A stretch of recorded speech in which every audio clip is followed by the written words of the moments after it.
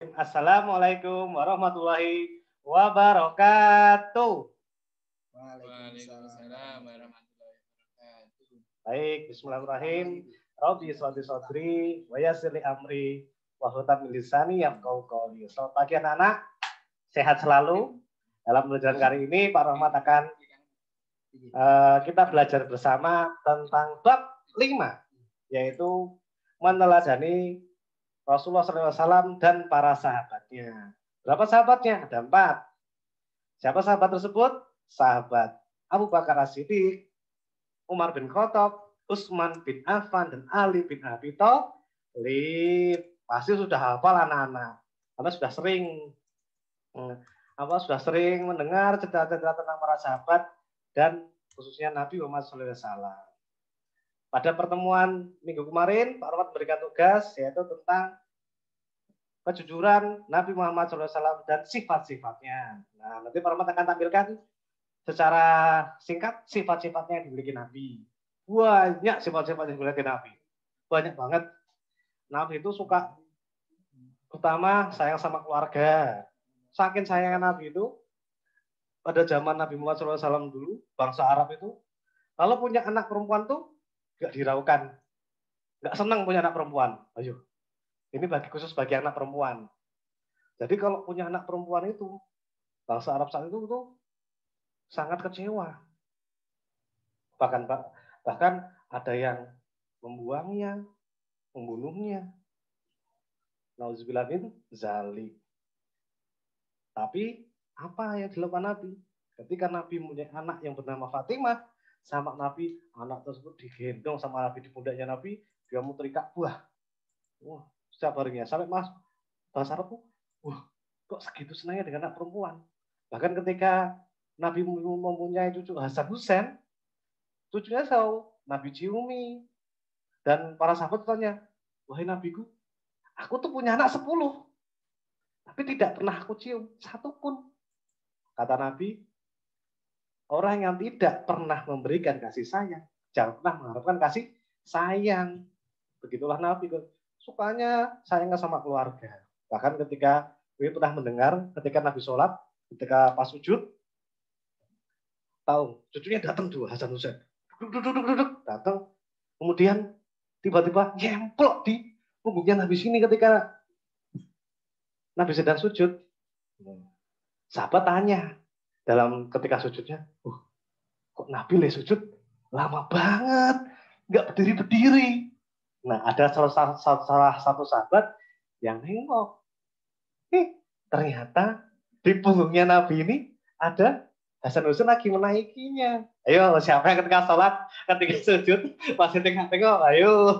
Ini ketahuan berarti. Misalnya, wah imamnya ada yang lama ini. Jadi kok, anaknya lagi gendongan. Oh, nggak boleh ya. Itu dulu, itu contohnya. Berarti kalau misal sujud kita lama, diikuti saja. Jangan diindek. Lah kok suwi lah sujudnya. Jangan-jangan imamnya lagi musuh berdoa. Karena di sujud terakhir itu biasanya ada beberapa imam yang lama karena untuk berdoa. Nah, ya, itulah sayangnya Nabi kepada keluarga. Berarti kita sebagai umatnya Nabi, itu harus sayang sama keluarga, khususnya ayah sama bunda. Karena apa? Karena ayah bunda itu, anak-anakku sudah menyekolahkan kita, mencukupi kebutuhan kita, dan kita harusnya bersyukur. Kenapa? Karena tidak semua anak itu nasibnya seperti kita, baik seperti kita. Ada anak yang, mohon maaf, orang tua telah tiada, baik ayahnya atau bundanya. Atau kemarin Umat dapat kabar alumni SD kita baru puncak SMP sudah meninggal. Atau ada teman kita yang ketika ada kabar bahwa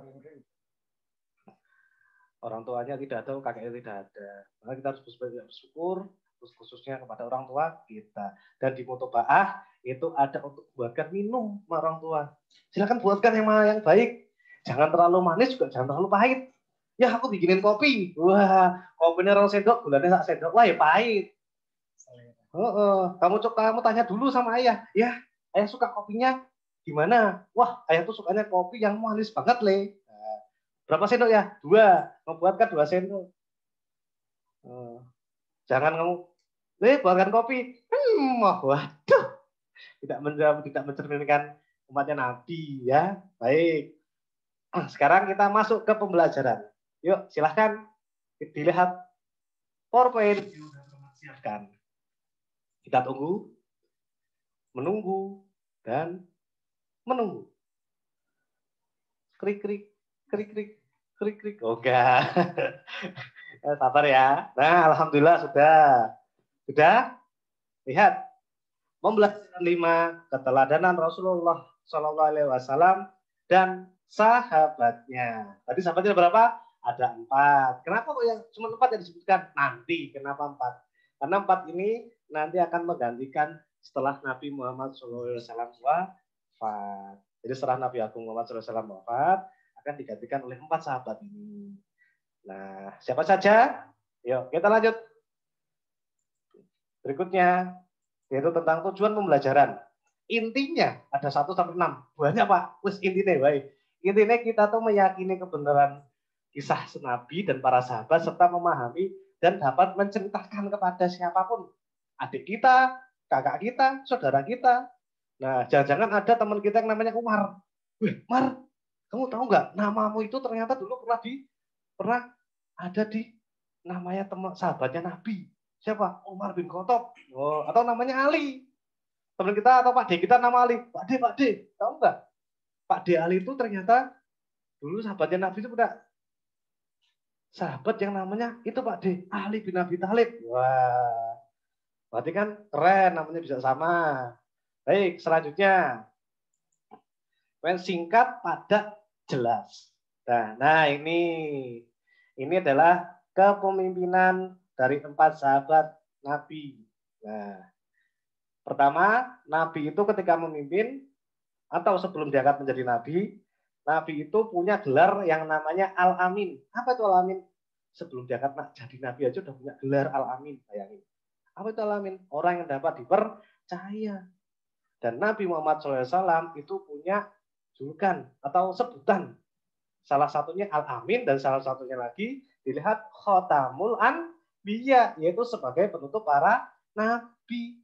Berarti setelah Nabi Muhammad sudah tidak ada nabi lagi. Pak, lah jumlah nabi berapa? Berapa ya? Kalau jumlah nabi itu banyak. Bisa 10.000 atau berapa? Banyak pokoknya. Banyak jumlah nabi. Tapi kalau nabi yang wajib kita imani itu ada 25. Baru ulangi, nabi yang wajib kita imani ada 25. Ya, itu wajib kita imani. Nah, setelah Nabi Muhammad SAW wafat, Nabi digantikan oleh Abu Bakar As-Siddiq. Di sini yang Pak tuliskan Abu Bakar, karena nanti As-Siddiqnya ada rahasianya. Kenapa ada As-Siddiqnya?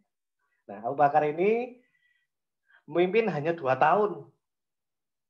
Yaitu pada tahun bisa dilihat 632 sampai 634 Masehi. Kemudian setelah Abu Bakar wafat, kemudian diangkatlah para sahabat itu mengangkat.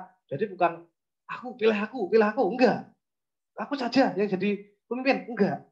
Tapi para sahabat itu mencari. Para sahabat itu mereka berdiskusi, musyawarah, siapa yang kira-kira akan kita jadikan pemimpin. Nah, seperti itu. Itu hebatnya para sahabat. Tapi seperti itu. Jadi enggak ada yang orang, aku tak pimpin aku ketua nih. Enggak. Tapi teman-temannya, sahabatnya ini. Nah, setelah Abu Bakar wafat, kemudian Umar bin Khattab lah diangkat menjadi khalifah. Pemimpin saat itu. Berapa? 10 tahun. Pada tahun 634 sampai tahun 644. Pemimpin selama 10 tahun.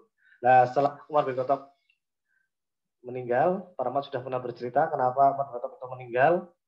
Nggak ada yang bertemu, nggak ada yang berani melawan sama Umar itu hadapan-hadapan. Nggak berani. Lihat belakangnya aja, pikir-pikir. Bahkan ada salah satu cerita itu, iblis atau setan tuh ketemu Umar tuh takut. Saking apa? Kuatnya imannya sih Umar, bukan saking seremnya Umar, bukan, kuat imannya. Iblis sampai takut, lewat depannya aja takut. Bayangin. Nah, jadi nggak ada yang berani hadapan-hadapan satu sama Umar. Umar meninggal kenapa? Karena ketika dia sholat subuh, dia ditusuk dari belakang menembus jantungnya. Dan itu pun Umar masih mau melanjutkan sholat subuh, tapi tidak sampai akhir. Ternyata Umar sudah tidak kuat dan mengembuskan nafas terakhir. Bayangin, para sahabat Nabi luar biasa. Setelah Umar meninggal, kemudian para sahabat bermusyawarah lagi, diangkatlah Utsman bin Affan. Dia seorang dermawan, orang kaya tapi tidak sombong, orang kaya tapi tidak pelit, orang yang bahkan mungkin luar kaya, benar-benar kaya, tapi dia tidak nggak peduli orang saya, enggak, dia sangat peduli sama orang-orang, apalagi sesama Muslim. Dia selalu membantu sama Muslim. Banyak riwayat Utsman bin Affan itu selalu membantu ketika umat Muslim kesusahan. Nah, kemudian yang terakhir adalah kepemimpinan Ali bin Abi Thalib, sekaligus keponakan Nabi Muhammad SAW dan sekaligus juga menantu Nabi Muhammad SAW yang beristri Fatimah Az-Zahra. Nah, masa pemerintahan Ali kurang lebih selama 5 tahun, yaitu 656 maaf, sampai 661. Dan Ali ini punya anak 2, siapa? Hasan dan Husain, yang cucu yang disayangi sama Nabi Muhammad SAW. Jadi kalau namanya Hasan sama Husain, ditanya sama bundanya, Bu, nama adikku atau nama temanku Hasan Husain itu apa terinspirasi dari cucu Nabi ya? Oh, mungkin ya. Lanjut. Sabar, sampai ditunggu. Sampai dilihat-lihat bukunya. Oh benar, ada 4. Wah, ini sudah ada sifat-sifat Rasulullah SAW. Sifatnya banyak, kalau disebutin itu nggak habis. Pak Rahmat singkat seperti ini, jujur dan sebagainya. Sayang terhadap keluarga tadi sudah, peduli terhadap lingkungan. Kenapa kok peduli terhadap lingkungan? Nabi itu kalau wudhu, itu airnya secukupnya. Enggak, wah, enggak, secukupnya. Kalau cukup 1 kali misalnya wudhu, cuci muka, cukup masa 1 kali mantap, sudah. Kalau sudah membasahi semua bagi Nabi sudah. Tapi kalau belum mantap, ya 2 kali. Belum mantap, 3 kali. Maksimal 3 kali. Jangan pengen 5. Lupa. Dan juga jangan terlalu ngirit. Contoh wudhu. Wah, jas. Wah, ini banyak ini. Wudhu tuh kayak tinju Kayak tinju. Jas. Apalagi yang laki-laki ya yuk. Yang baik wudhunya. Karena awal sholat itu adalah wudhu yang baik. Ya. Sholat yang baik, harusnya apa? Wudhunya baik juga. Nah, lanjut. Terus berlakunya santun jelas. Punya akhlak mulia. Iya, karena Nabi itu diutus Allah untuk menyempurnakan akhlak. Makanya akhlaknya mulia. Terus yang ketiga, berdebat orang lain jelas. Pernah dengar cerita Nabi Buddha yang dikasih Nabi itu selalu memberi makan sedekah selalu setiap hari di pasar. Ini tuh tinggal di pasar. Nabi kok lewat dia mengantarkan makanan. Kok lewat mengantarkan makanan. Tapi nenek tersebut orang Yahudi. Dia tuh nggak suka sama Nabi, benci sama Nabi. Nek ketika dikasih makanan, dia tuh selalu cerita, aku tuh benci Muhammad. Wah, aja terus. Selalu benci. Tapi ya yang dilakukan Nabi, selalu dikasih, lewat lagi dikasih lagi. Bahkan yang terakhir ketika Nabi Muhammad wafat, digantikan oleh Abu Bakar. Nah, nenek tersebut tanya, kamu bukan orang yang biasa mengantarku makanan ya? Iya, Nek. Terus iya. Oh, bahasanya yang agak tua. Iya. Nah, terus di mana orang tersebut? Wah, bahasanya nenek-nenek. Jangan ketawa. Ini baru lagi improvisasi ini. Ya, terus atau Abu Bakar, orang tersebut telah tiada. Terus nenek tersebut tanya, siapa namanya? Wah, namanya adalah Muhammad. Kaget anak tersebut. Menangis tersebut dan kemudian anak tersebut masuk Islam. Begitu hebatnya dan begitu pedulinya Nabi Muhammad SAW dengan orang lain. Bahkan yang ngejek, tiap hari dia ngejek terus kok ya. Orang mah sabar, pikir-pikir Pak. Terus kayak di bahan diejek loh, kayak perasaannya kita coba. Terus kayak imam, dia ejek terus. Besok kayak imam nih, diejek meneh. Perasaannya gimana gitu. Kayak kita. Tapi yang Muhammad tidak ternyata. Luar biasa ya anak-anak. Kemudian mandiri, jelas. Karena Nabi Muhammad itu sejak kecil sudah mandiri. Ketika di kandungan ditinggal oleh ayahnya, kemudian masih kecil, dia ditinggal oleh ibundanya, bahkan dia selalu hidup, dia selalu mandiri, terus bertanggung jawab jelas, murah senyum, betul. Nabi itu salah satu manusia yang paling banyak senyumnya kepada para sahabat. Senyum. Enggak. Enggak, senyum. Jadi Nabi itu selalu senyum. Senyum, ketemu siapa pun senyum. Ketemu siapa pun senyum. Ketemu siapa pun senyum. Jadi enggak. Gitu enggak. Pak Rahmat. Enggak, jangan. Pak Rahmat. Iya, Pak Rahmat. Gitu. Jangan. Mas Rahmat panggil. Mbak Naura. Apa? Waduh, jangan. Mas Widi. Oh, Bapak. Waduh. Jangan. Harusnya Mbak Naura. Nggih, Pak. Yo. Mas Widi. Nggih, dalam, Pak. Ojo. Opo, Pak? Aduh. Dalam, Pak. Wah, alhamdulillah. Ya, hebatnya Mas Widi sama Nora. Sip. Hei. Dan tadi Pak Rahmat bercerita sebelum beliau diangkat menjadi Rasul, beliau itu diberi gelar Al-Amin, yang artinya orang yang dapat dipercaya. Yang bergelar siapa? Masyarakat Mekah saat itu. Bahkan ketika Nabi Muhammad itu menjadi Nabi, sudah jadi Nabi, banyak orang tuh benci sama Nabi. Benci, sengit. Oh ya. Tapi tahu, ketika dia mau berpergian, harta-harta itu dia titipkan kepada Nabi. Sayang no. Pak Rahmat lagi ya. Pak Rahmat benci sama misalnya seseorang. Kan nggak mungkin Pak Rahmat tinggal bareng ke orang tersebut. Iya toh? Tapi nggak. Masyarakat Mekah itu sebenci sama Nabi ketika dia berpergian. Dia itu percaya ketika menitipkan barang kepada Nabi, barang tersebut akan aman. Karena Nabi itu amanah. Amin itu tadi. Jadi mereka percaya, walaupun mereka benci sama Nabi, barang tersebut dititipkan sama Nabi. Berarti sangat luar biasanya Nabi. Bayangin. Ada orang seperti itu, insya Allah kalau kita menerimanya, insya Allah kita pasti bisa. Pelan-pelan, satu-satu, sedikit-sedikit. Pak, aku bisanya yang murah senyum dulu, boleh. Pak, aku bisanya mandiri dulu, boleh. Pak, lah aku tuh belum bisa murah senyum, aku tak jujur dulu ya, boleh. Atau tak sayang sama keluarga ya, boleh. Satu-satu kita dulu pelan-pelan. Para juga masih dulu satu-satu. Pak, kita kira semuanya, wah kita semua menjadi orang yang mulia. Benar, karena niru Nabi itu, ya Allah, bangun tidur sampai tidur lagi, luar biasa. Kita tidur 1 hari, wah besok kita sakitnya seminggu. Karena luar biasa Nabi itu bangun pasti jam 1, jam 2, kurang lebih seperti itu. Terus apa, jam sampai jam 2, kemudian nggak tidur, enggak. Sholat tahajud sampai kakinya bengkak. Jam 4, terus dia berkumpul sama keluarga yang di rumah, sholat subuh. Nah, setelah sholat subuh ini keren. Rumah belum bisa nyontoh ini. Kenapa? Berat. Kenapa? Setelah sholat subuh, itu Nabi itu jalan. Jalan apa? Mengunjungi saudara-saudaranya. Dikunjungi. Nah, ditanyakan kabar, dia kabari, sehat, kurang apa. Bayangin, keliling desa, muter-muter teman saudara-saudara, sahabat-sahabatnya. Ditanya satu-satu. Sampai jam 7 pagi, jam 8 pagi. Kemudian sholat duha, kalau ada makanan dia makanan, kalau dia berniat berpuasa dia berpuasa. Lanjut sampai siang. Nah, dari jam 7-8 pagi sampai jam 8 siang dia bisa bermusyawarah, berbagi ilmu kepada para sahabat atau mencari rezeki. Siang beliau sholat, istirahat sebentar, tidur sebentar biasanya sampai sore. Waduh, jamnya padet. Ini nggak ada waktu. Mohon maaf. Lihat HP, boro-boro, nggak bisa. Tapi ketika lihat para umat, ketika dia Nabi Muhammad SAW itu ada cucu-cucunya atau ada anaknya Fatimah datang ke rumahnya, yang lainnya berhenti dulu. Dia fokus ke cucu-cucunya sama anaknya. Bayangin. Hebat toh? Walaupun sibuknya minta ampun, tapi ketika sama keluarga, ya Allah, dia juga sayang sama keluarga. Keren kan?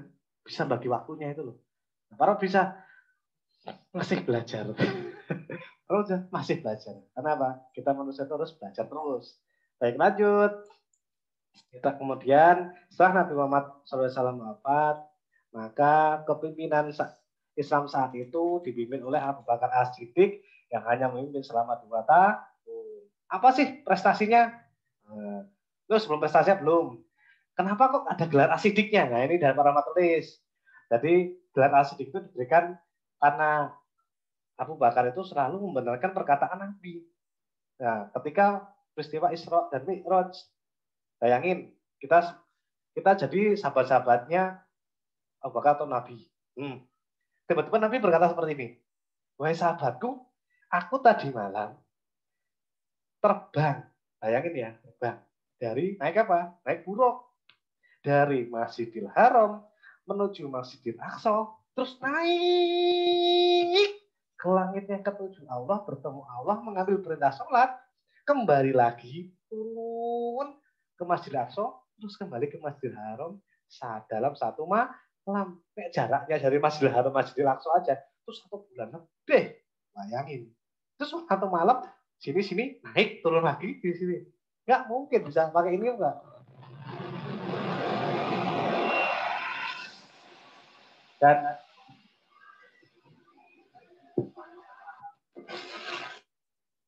pakai kecepatan cahaya pun itu belum tentu bisa. Belum tentu bisa pakai kecepatan cahaya. Bayangin kecepatan cahaya. Kalau saya kok dihitung-hitung itu nggak bisa. Apa? Itu masih kurang cepat katanya. Ada presiden itu pakai kecepatan itu masih kurang cepat. Nggak cukup waktunya untuk naik turun. Wah, karena kecepatan manusia saat ini yang paling cepat adalah kecepatan cahaya. Itu pun nggak cukup buat ngitung itu. Nggak cukup. Bayangin. Tapi cepatnya gimana? Hus, pling. Kan nggak, para sahabat nggak percaya akhirnya. Ada 3 golongan. Yang golongan pertama itu tidak percaya dan kembali murtad, keluar dari Islam. Gara-gara itu keluar dari Islam, bayangin. Gara-gara perkataan Nabi itu. Yang kedua, ragu-ragu. Yang ketiga, ini cuma 1 orang. Siapa? Abu Bakar As-Siddiq. Yang kuat imannya.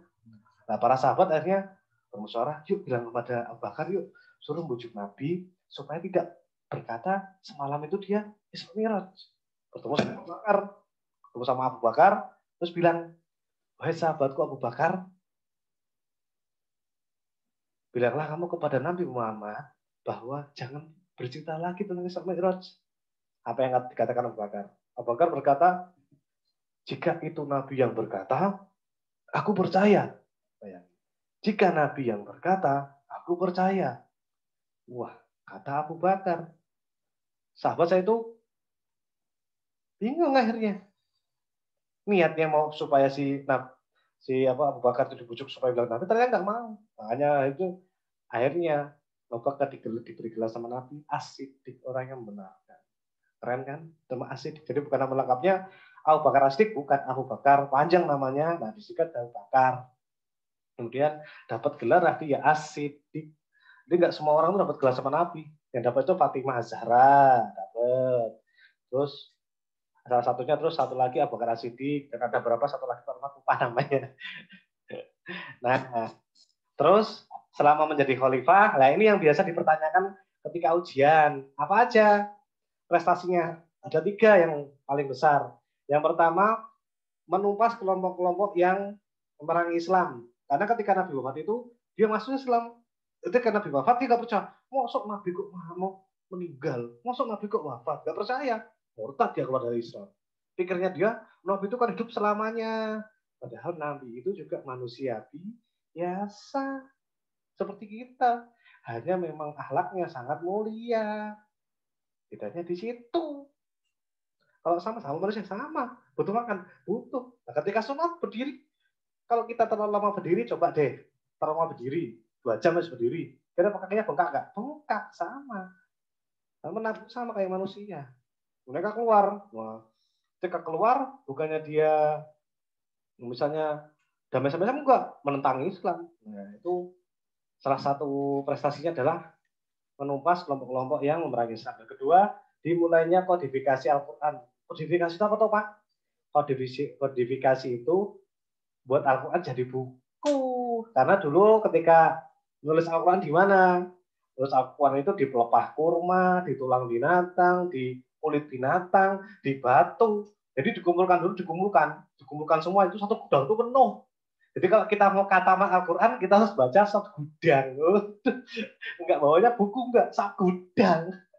Ambil, kulit binatang, surat Al-Baqarah, selesai. Lanjut lagi. Wah, banyak banget. Bisa 1 hari nggak katam, ngambilnya aja udah capek. Nah, itu atas usulan Umar bin Khattab. Karena pada saat itu banyak terjadi peperangan.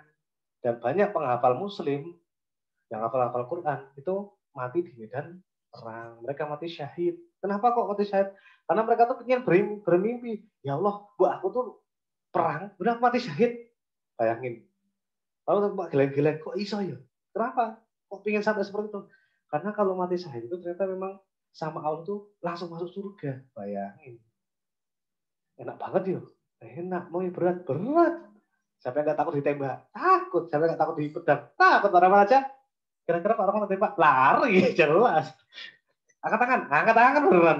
Masa ya? Angkat tangan? Nggak mungkin. Ya. Nah, begitulah para sahabat luar biasa. Dan terakhir adalah memperluas kekuasaan Islam di wilayah kekaisaran Persia. Bezi, susah bahasanya. Bizantium lah, punya Bizantium lah gitu, ya. Nah, itu Romawi. Yang paling terkenal adalah perang Yarmuk. Nah, kenapa? Pasukan Muslim kalau nggak salah cuma 2.000 atau berapa? 2.000. Ngelawan berapa? 10.000. Waduh, 5 kali pate. Bayangin. Menang nggak? Menang. Aduh, menang nggak? Menang. Kenapa kok Pak Rahmatio? Bayangin, 10.000 lawan 2.000. Masuk akal nggak? Nggak masuk akal. Menang. Menang. Kenapa? Karena pakai strategi. Siapa pemimpinnya seperti itu? Pemimpin saat itu adalah Khalid bin Walid. Ketika memimpin, wah, mau perang ini, mau perang. Bingung. Aduh, pasukannya oke banget. Wih, 2.000 ini tuh nggak gentar lawan 10.000. Ah, siap. Jihad fisabilillah, mati syahid siap. Tapi pakai strategi juga, nggak pakai ayo perang lu, ayo kalah. Pakai strategi dengan cara apa? Nah, pakai kuda atau unta, dikasih pelepah kurma. Nah, kanan kirinya kan ditarik ke sana, tarik ke supaya berdebu banyak. Nah, dikira itu pasukan belakangnya banyak lagi datang. Padahal ya cuma 2.000 itu. Wah kan banyak yang udah banyak banget. Terus pasukannya kalau perang itu ganti-gantian. Kalau perang aku posisi depan, besoknya aku posisi belakang. Nah kalau aku sekarang posisi belakang, besok aku posisi pinggir kanan. Ganti-ganti terus, seputar terus. Sampai musuhnya berpikir, aku ini perang rokai. Kok saya ganti meneh? Loh, ganti meneh. Berpikir bahwa itu orang yang berbeda, pasukannya berbeda. Padahal pasukannya itu aja. Hebat kan? Hebat. Kalau sekarang logika coba, kalah. Main Mobile Legends, 1 PS3, KO. Ya, ayo udah. Jangan main HP. Boleh kan? Boleh. Tapi secukupnya jangan terlalu. Waduh, Mas Tegar. Ya. Adil maksudnya. Deal. Jangan ketawa, Dil. Mas Adil, udah peringkat berapa? Legend deh. Epic. Mythic. Udah, cukup, Dil. Lanjut. Sekarang adalah kepemimpinan Bakar udah, yaitu Umar bin Khattab. Apa Pak prestasinya? Oh, jangan sikapnya. Sifatnya dulu. Yang jelas naik Umar bin Khattab itu tegas. Tegas ya. A ya A, B ya B. Salah. Tapi dia itu bijaksana, masih mau apa? Menerima pendapat orang lain. Contoh, ketika sholat tarawih pada bulan Ramadan, bayangin. Nah, saat itu kalau Nabi itu biasanya 11 rakaat. Dan Nabi itu tidak mewajibkan sholat tarawih. Nah, tapi setelah ketika Nabi Muhammad meninggal, nah ini ada masalah. Masalahnya apa? Sahabat itu sholatnya ngone sholat bareng-bareng di masjid semua numpuk, mau sholatnya dewi-dewi. Nah, dan kan sholat ketika masuk ke masjid, waduh, masjidnya penuh. Arab sholat yang gede yo. Aduh, iki lagi sujud tak lewati ke HP. Iki lagi ruku. Masuk yo aku lewat miring-miring nggak mungkin. Nah, ini apa? Bermusyawarah lah Umar bin Khattab dengan para sahabat yang dijadikan ya sholat tarawih itu berjamaah. Karena pada awal mulanya sholat tarawih itu sendiri-sendiri, betul. Ngebayangin sendiri-sendiri. Semua orang sholat sendiri-sendiri, sholat di jam masjid dewe-dewe. Jamnya beda-beda. Ada tunggu-tungguan Arab lewat, aduh sholat kabeh lewat ini ya, susah. Nah, begitulah. Terus dirembuk, akhirnya jadikan sholat tarawih itu ada imamnya. Kemudian jumlahnya tidak 11, jumlahnya 20 Berapa ayo? 20? 20? 21? Betul 21? Tak tanya Pak Jono. Betul Pak Jono? Salah. Salah Pak. Waduh. Salah. Berapa? Ada Pak Maris. Berapa Maris? Oh, 23. Oh, betul, tadi Maris itu. Tadi 23, betul. Bapak kan 11 enak. Sebentar. Bagus mana Pak? 11 sama 23. Bagus semua, yang nggak bagus itu kayak nggak melakukan. Yang nggak bagus itu cuma 8 rakaat, terus yuk, boleh yuk. Hampir rampung, hampir Allah. Atau, waduh, yang lainnya sujud, yang lainnya lagi Allahu Akbar dulu. Ketika merukuk Allahu Akbar langsung rukuk. Nah itu juga nggak boleh. Ya, bagus mana 11-nya Nabi itu lama. Nabi itu kalau sekali tarik nafas, dia bacanya itu bisa, waduh, bisa berapa halaman. Satu halaman tuh bisa. Bahkan Nabi itu dalam riwayatnya ketika dia menjadi imam itu satu surat pendek. Surat itu Pak, kali kelas enggak. Satu surat itu yang panjang-panjang, mungkin satu surat Al-Baqarah, namun banyak lagi, An-Nisa, satu surat kayak gitu, nggak surat kayak Marumat, yang penting surat Kulhu. Terus apa surat kedua, Qul a'udzu birabbil falaq. Enggak, itu panjang. Nah, 11-nya Nabi itu hampir mungkin lebih lama daripada yang umur 28. Nah, ya. Terus prestasinya mendirikan Baitul Mal. Jadi dulu itu Baitul Mal apa? Untuk mengurusi keuangan negara. Jadi itu dulu itu nggak ada yang ngurusi keuangan.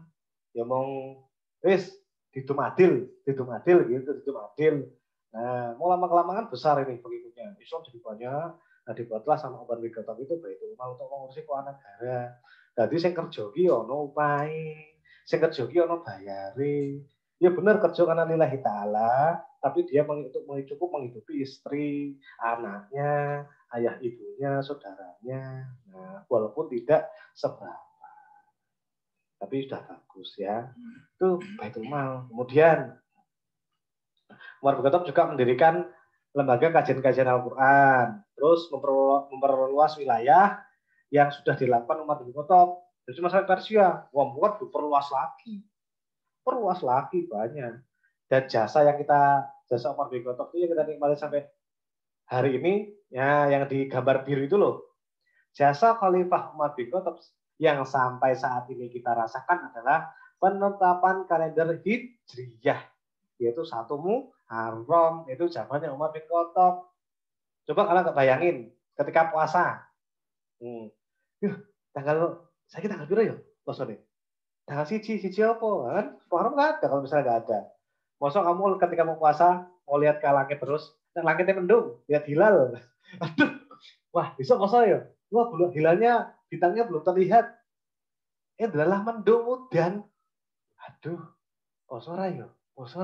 Belum kita besok mendung mendung nggak bisa lihat. Nah, dilihatnya alhamdulillah sudah ada kalender Hijriyah. Wah, kita udah tahu nih.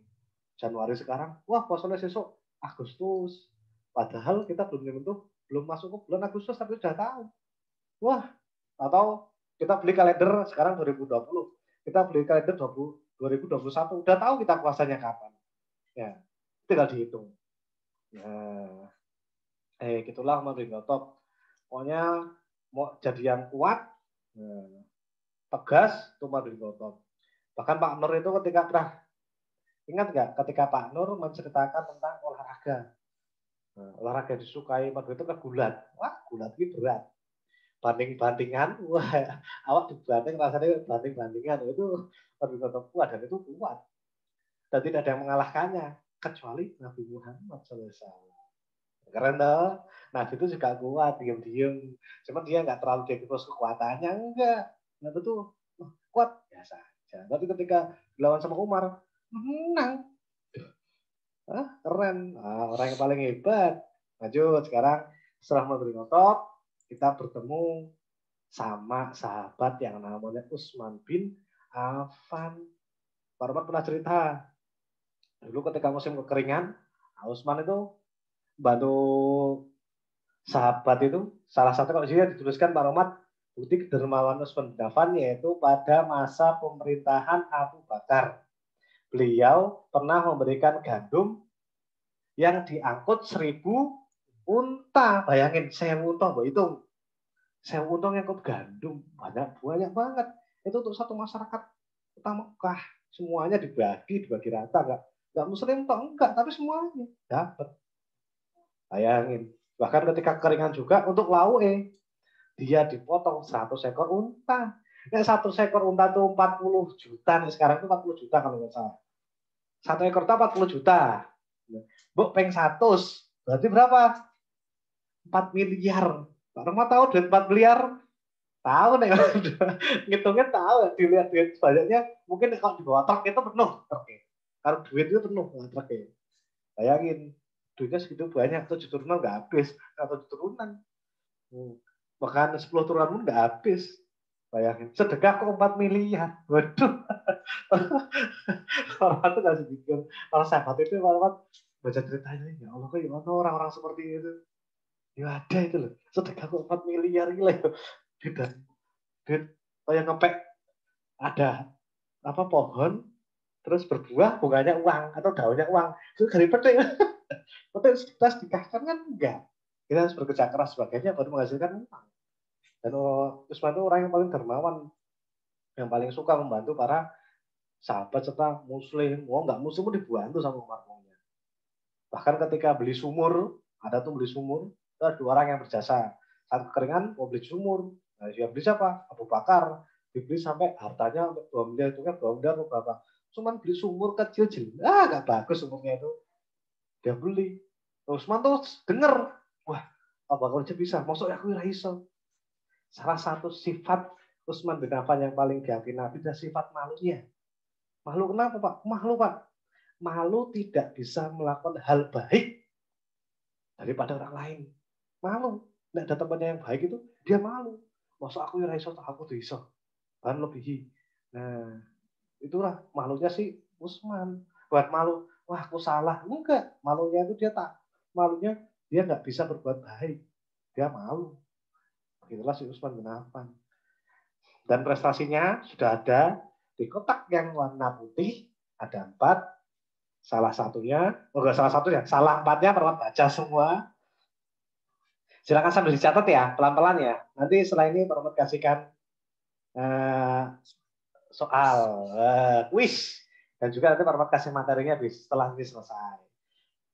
Yuk, yang pertama prestasinya melakukan atau membukukan Al-Quran. Nah, pada zamannya tadi, di wilayah Abu Bakar mulai dibentuk Al-Quran.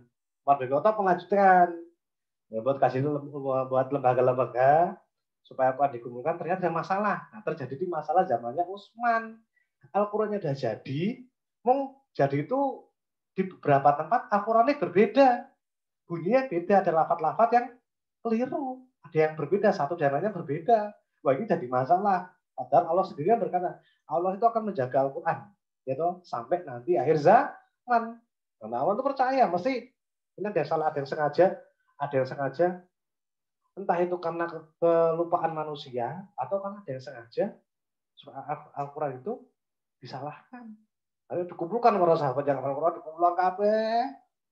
Dibukukanlah Al-Quran jadi buku dan ada 4. Dan inilah awal mulanya Al-Quran menjadi buku. Berkat jasanya Utsman bin Affan. Dulu tuh buku tuh mahal harganya. Dulu kalau nulis itu cuma pakai kertas itu loh, coklat jelek itulah. Jadi kalau lama-kelamaan dilapuk dimakan usia. Nah, zaman Utsman bin Affan tuh terus biar caranya tadi buku ada 4 buah. Satu taruh di Madinah, satu lagi taruh di Suriah, satu lagi di Basrah, dan satu lagi di Kufah. Kufah itu besok yang nanti akan menjadi pusat ilmu. Kalau sekarang namanya apa ya Pak Rahmat lupa? Damaskus atau apa ya Pak lupa Pak Rahmat lupa? Irak. Oh Irak. Besok akan jadi Irak. Negara Irak berarti. Nah, terus yang ketiga, memperluas wilayah kekuasaan Islam yang dilakukan Nabi Khattab. Jadi selama kita Rasul semakin luas. Jadi bukan, wah udah cukup enggak, semakin luas. Karena banyak yang menganut mengikuti mau masuk ajaran Islam. Banyak. Nah, semakin luas. Di antara adalah membentuk armada laut. Nah ini para itu masih tanda tanya. Kenapa? Kalau pada zaman tersebut Utsman bin Affan sudah membuat armada laut. Nah, berarti otomatis penyebaran Islam itu sudah melewati samudra. Taruh lagi ya. Kalau zamannya Utsman bin Affan itu sudah membuat armada laut, yang namanya armada laut kan banyak mesti kapalnya. Nggak cuma satu dibilang armada laut, kan enggak. Pasukan itu kan nggak satu, pasukan mesti banyak orangnya. Iya toh, kalau armada berarti armada loh, berarti banyak kapalnya. Nah, masih ada tanya kenapa? Karena ini sejarahnya masih sedikit. Jangan-jangan Islam itu sudah masuk di negara-negara, mungkin salah satunya juga Indonesia. Pada zaman Sahabat Utsman bin Affan. Jangan-jangan mampir ke Indonesia, entah mampir melabuh untuk apa namanya mengisi ulang makanan atau minuman atau bahan bersedia yang lainnya. Jangan-jangan loh. Tapi ini Pak Ahmad masih cari-cari sejarah itu masih sulit. Ada sangat sedikitnya itu tadi. Nah, jadi sudah bukan Indonesia, berarti di Indonesia sudah lama Pak. Jangan iya. Tapi itu masih tanda tanya. Belum detailnya, faktanya belum. Para Ahmad temukan, cuma masih tanya itu. Masih tanya besar itu. Jangan-jangan. Nah, itulah terus dari Utsman bin Affan. Dia kaya tidak sombong, sugih ora pelit. Jadi coba golek. Wis sugih ora sombong, sugih ora pelit. Ana wong apa namanya sakit, yo go berobat. Ana kekurangan, yo buat beli. Yo. Dan sama Allah itu bukannya dia berkurang hartanya, makin tambah oke. Coba bayangin kita hidup bingung mau ngabisin harta. Keren toh? Kita hidup itu kan mencari harta biasanya. Nek Utsman tuh bingung ngabisin harta nih. Wes, harta dikembalikan nanti bingung. Astagfirullahaladzim. Oh ya ada ternyata. Supaya kita besok semoga para doakan anaknya dia Romat salah satu, gak salah dua, salah tiga. Wes, syukur-syukur semuanya. Itu bisa jadi kayak Utsman bin Affan. Kecukupan, bahkan berlebih katanya, dan jangan pernah lupa untuk membantu orang lain. Misalnya Vidi jadi presiden, wah, alhamdulillah Vidi jadi presiden. Vidi jangan pernah lupa sama temannya Tar sama Zafran, Pran, saya kerja apa? Kamu tadi nganu ya, guru olahraga si Atar, wis tak tarik, kamu jadi menteri olahraga, wah keren loh. Betul. Terus Zafran, kamu sekarang apa? Aku ngajar di pondok ya. Wah, kamu sini kan. Kamu tak jadi menteri agama. Wah, keren. Jangan lupa teman-temannya. Berarti yang putri. Ini juga sama. Kalau Vidi jadi presiden, berarti harus punya istri presiden. Enggak sih. Enggak. Enggak. Terus Vidi. Kangen sama Vidi, ngajar Vidi. Yuk lanjut. Nah, selanjutnya adalah kepemimpinan Ali bin Abi Thalib. Ini ada 4. Sebenarnya juga enggak 4 aja, banyak. Cuma para singkat itu 4. Ali itu cerdas. Salah satu pemuda yang masuk Muslim. Itu pertama kali itu pemuda itu Ali. Kedua, pemberani. Iya, pemberani. Nah, keberanian itu dibuktikan ketika Nabi Muhammad itu mau dicelakai sama pemuda-pemuda Quraisy. Pemuda apa namanya? Nabi Muhammad itu suruh Nabi Muhammad silahkan pergi. Saya tak menggantikan engkau pergi, saya tak tidur di tempatmu. Wah, ketika kamarnya dibuka sama para sahabat, terus mau dicelakai, terus dibuka, ternyata Ali. Bayangin, Ali pun pasrah, kapan-kapan lah popo. Saya aku belain Nabi Muhammad. Wah, keren toh. Terus Zuhud tidak mementingkan harta. Ali itu sangat sederhana hidupnya. Wes, walaupun dia anak istrinya anak Nabi, cucunya cucu kesayangan Nabi, pengen. Tapi dia hidupnya sederhana, nggak mau hidup yang beromong, nggak sederhana. Dan para sahabat itu hidupnya sederhana, walaupun kepunyaan. Tapi kalau punya, dia juga dipakai, jangan tidak dimanfaatkan. Baik, dan yang terakhir adalah quiz. Nah, simpel aja kalau ini. Kali sebenarnya nggak usah. Ini nggak dinilai. Jawab aja, bisa. Jawab. Jawab di chat, cepet-cepetan, 10 detik. Hormat hitung. Jawablah pertanyaan di bawah ini dengan tepat. 10 detik. Wih, belum hormat mulai sudah dijawab. Belum. Pertanyaan ini, jeng. Pada kepemimpinan siapakah tahun baru Islam Hijriah ditetapkan? 10, 9, 8. Wih, alhamdulillah. Ustaz Umar bin Khattab, Mas Adnan. Wah, cepet banget ini. Sip, nggak ada 10 detik, baru 3 detik. Lanjut. Yuk, soal kedua. Langsung, cepet-cepetan. Ya. Waduh, soalnya masih satu ya salah. Soal ini soal kedua. Parwan soalnya tadi kan. Yuk, jawab. Siapa nama sahabat Rasulullah yang menjadi khalifah selama 2 tahun? 5, 10, 9, 2 tahun loh. Ya, betul. Abu Bakar. Sip, Mas Rosid kelas nama. Keren. Jempol 2. Nah, sip. Selanjutnya, siapakah nama khalifah yang memajukan Islam dalam bidang ilmu bahasa dan buat pusat ilmu di Kufah? Nah, ini teman-teman tadi nggak cerita, tapi ada ini. Ayo siapa ayo? Ayo siapa ayo? Ayo. Orang yang cerdas. Siapa ayo? Terus dari 4 sahabat ini yang cerdas. Ayo. Salah. Terus Mama Usman bin Affan salah. Atar Ramah salah. Yo, lanjut. 10, 9, 8. Ah, betul. Ini siapa? Mas Riza, betul. Ali bin Abi Thalib. Mbak Hanifah juga. Sip. Sip, Arfa. Alifa, oh, Mbak Alifa. Oh iya.